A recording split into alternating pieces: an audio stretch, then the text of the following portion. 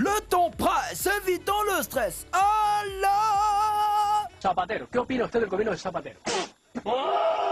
On décompresse. Bienvenue dans les news de Madame et Monsieur. Bonsoir, ça va, bonne arrivée.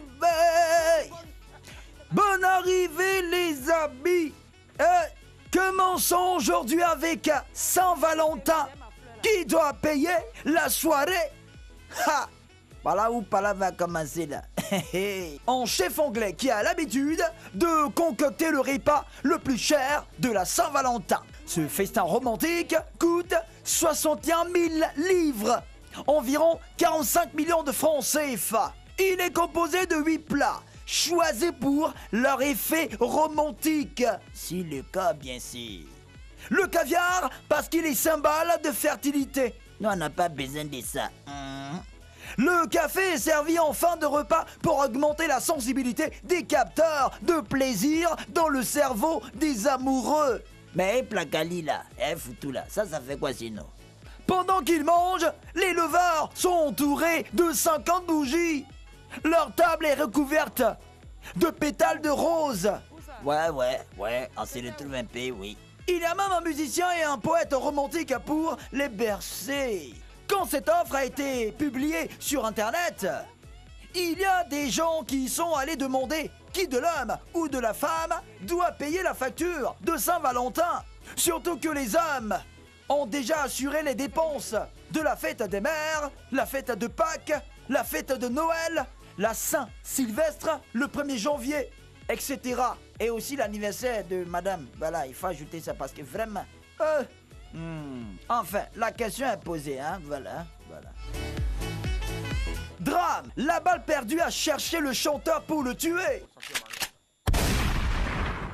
Oh, le chanteur éthiopien Dadi Gelan était en prestation dans la ville d'Ashuf, Éthiopie. L'artiste était invité à chanter pour l'inauguration d'un hôtel. On ne sait pas comment, mais une balle perdue l'a atteint. Le chanteur est décédé quelques instants après. Selon les témoins, pendant la fête, 50 ou 60 coups de feu avaient été tirés dehors. Et c'est l'une des balles qui est venue tuer Dadi. La vie, vraiment, quand c'est le jour là que tu dois partir, vraiment tu vas partir. Parce que vraiment... Saint-Valentin, voulez-vous sortir avec mon fils? Un étudiant de l'université de Towson, dans le Maryland aux États-Unis, a du mal à trouver une fille avec qui sortir à la Saint-Valentin. Sa mère est prête à tout pour l'aider. Un matin, la dame a débarqué sur le campus et a commencé à chercher une copine pour son fils.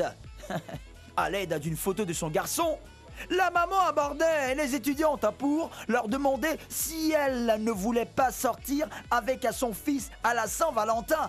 Aucune d'elles n'a accepté. Certaines étudiantes sont même allées se plaindre à la direction de l'université. Du coup, la dame a dû quitter les lieux plus tôt que prévu. C'est que mon ami, toi, tu es comment? Terminons avec ce fait insolite. Il commande un maillot de bain, il reçoit des lingots d'or. Un jour, un habitant de Vannes, en France, a commandé un maillot de bain pour sa femme. À la place du maillot, le livreur est venu déposer des lingots d'or dans sa boîte aux lettres. De l'or d'une valeur de 20 000 euros, plus de 13 millions de francs CFA. Honnête, l'homme a essayé d'aller rendre les lingots d'or au véritable destinataire. Comme il ne le trouvait pas, il est allé confier le précieux colis à la police. Les policiers m'ont félicité de leur avoir mené et ont pris des photos. J'ai finalement réussi à joindre le vrai destinataire par téléphone.